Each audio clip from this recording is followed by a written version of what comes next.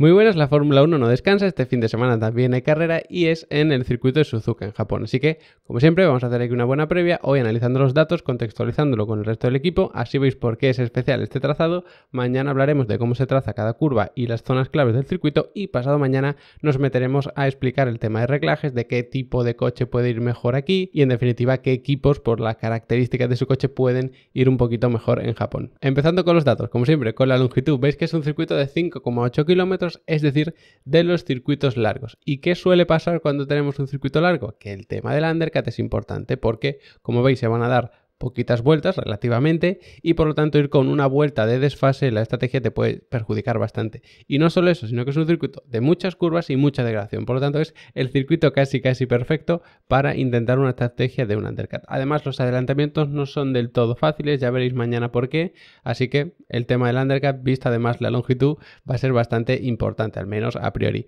Luego en cuanto a otra longitud, la de la distancia entre la meta y el primer punto de frenada, veis que es muy generoso. Entonces la clasificación pues sí que es importante, sobre todo para no liarla y quedarte fuera en Q1 o algo así, pero luego la salida vuelve a ser importante. Es decir, en la salida se pueden perder incluso 2-3 posiciones relativamente fácil, pero luego donde suele estar la gracia más es en las curvas 1 y 2, que son hacia la derecha, enroscándose poco a poco, así que ahí es donde suelen tener un poco más de lío los pilotos, pero en cualquier caso lo que es recta pura salida también es importante porque como veis es bastante larga. En cuanto a las curvas tenemos 18, que son bastante, pero como es uno de los circuitos largos, pues se reduce el ratio de curvas por kilómetro, veis que está por debajo de la media, pero esto tiene truco también, como veremos luego cuando analicemos el giro de volante, porque hay curvas que son muy largas, además hay que estar constantemente trabajando con el volante de un lado y otro, y además hablando de un lado y otro, como veis está bastante bien equilibrado en cuanto a cuántas curvas hay a cada lado, 10 hacia la derecha, 8 hacia la izquierda, así que bueno, es un circuito que gracias a esa especie de forma de 8 que tiene,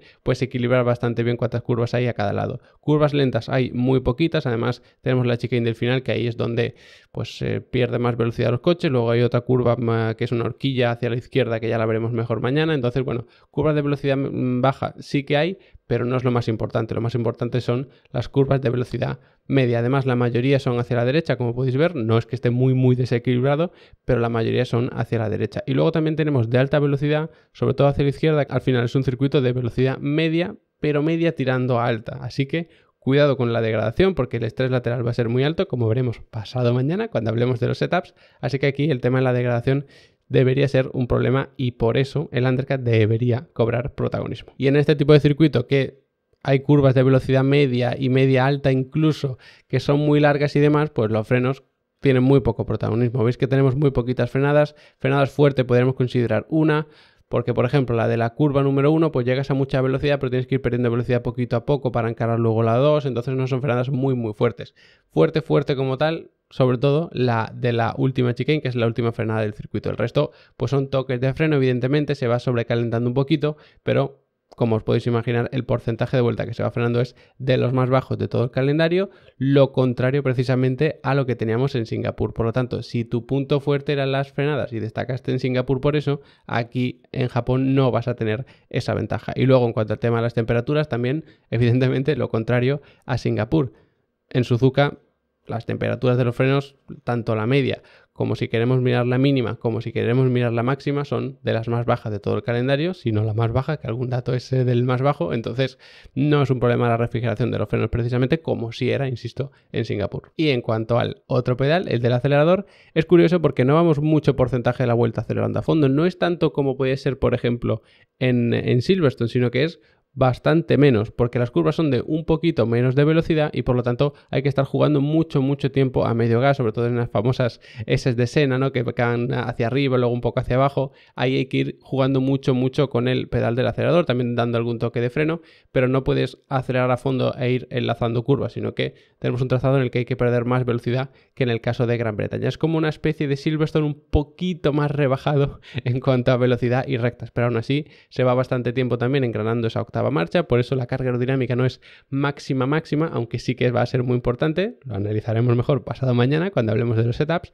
así que es un circuito, pues ya digo, es como un poquito menos de velocidad que Silverstone, las curvas son un poquito más lentas, las rectas no son tan largas, entonces, bueno, como que se rebaja un poquito la velocidad, pero la carga aerodinámica general sí que es más o menos parecida. Aún así, ojo con el drag porque es bastante importante, no te va a penalizar muchísimo, no va a ser como Monza evidentemente, pero sí que te puede penalizar porque hay 2-3 zonas de bastante velocidad, por eso se engrana la octava marcha y ahí es donde tener un coche poco eficiente en circuitos de alta carga te puede perjudicar bastante. Y ya para terminar, en cuanto al giro, pues veis que es de los circuitos en los que menos tiempo se va con el volante recto. Ojo, se va menos tiempo incluso que en Singapur, pero más que en circuitos como Hungría, como Mónaco, como Zandvoort, que son circuitos que ya hemos visitado este año. Así que es un circuito en el que ir bien en recta prácticamente no te va a garantizar nada y por eso el giro medio, ¿no?, que solemos también poner, pues está ahí más o menos en la media. No es de los más altos porque no hay mucha curva en la que haya que meter mucho giro de volante, pero como se está constantemente girando poco, pero constantemente a un lado y otro, pues el giro